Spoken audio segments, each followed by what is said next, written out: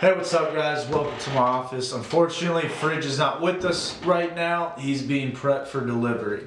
So during this video, we're going to talk about our delivery process and all the steps that go into it. So to start off, students contact us by either email or by phone number to say, hey, we want to rent out this fridge, this microwave, whatever that appliance is. Once they call us, we take down all their information and enter it into a spreadsheet very similar to this.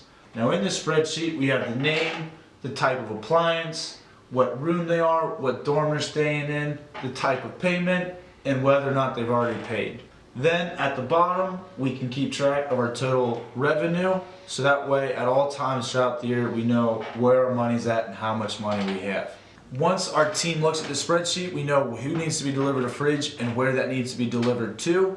Once the fridge has been delivered, we then accept the money. Our team then comes back in here and checks to say that it has been delivered. A similar spreadsheet like this will be on our new website for you guys to use. So, with that being said, let's go check on Fridge and see how he's doing.